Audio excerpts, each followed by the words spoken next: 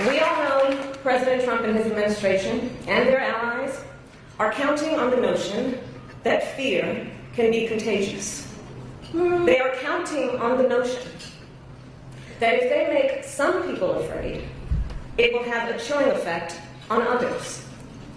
But what they're overlooking, what they have overlooked, is that fear is not the only thing that's contagious. Courage is contagious.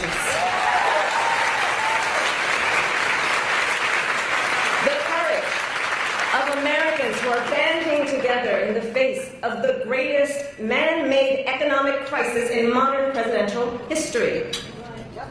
Americans across the political spectrum who are declaring that the president's reckless tariffs hurt workers and families by raising the cost of everyday essentials, devastate the retirement accounts that people spent a lifetime paying into, and paralyze American businesses, large and small, forcing them to lay off people, to stop hiring or pause investment decisions. The courage of Americans we are seeing who are rallying at Social Security offices to protect their hard-earned benefits. Of Americans who are speaking out to say, it is not okay to violate court orders. Not okay. She's a good speaker at times. I mean, this is all substantively solid. I just don't think that she should be the Democratic nominee in 2028. I think Democrats need to be very careful. There are polls actually showing her as a favorite at times. The favorite, the person who just lost to President Trump. Really, we should not try this again.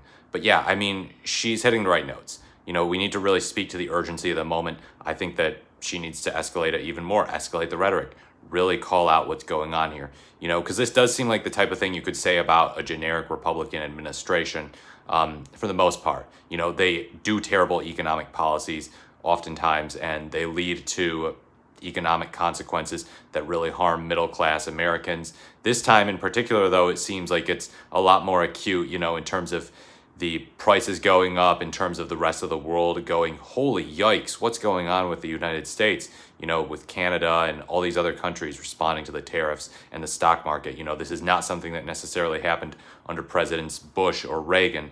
So yeah, she's doing a good job speaking to that. I would say escalate the rhetoric even more. The deportation stuff, she gets to that later. But yeah, that obviously is just absolutely insane. The mass deportations and the particular way in which he's taking it. You know, this isn't just simple mass deportations.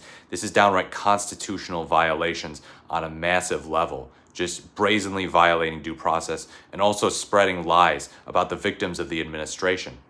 You know, so this is something, it's like, we're not totally used to seeing this. We're used to seeing very harsh rhetoric from Republicans on immigration, particularly the MAGA Republicans, but we're not necessarily used to seeing this level of callousness. We talked about the cruelty under the first Trump administration. This administration is bringing a whole new level of cruelty, and they're using this cruelty in order to basically instill fear in Americans, as Kamala Harris pointed out. Let me know what you think in the comments below. Do you support Kamala Harris in 2028? Like, comment, or subscribe to this channel. Thank you for watching. This has been the More the Merrier, and I look forward to speaking to you in my next video.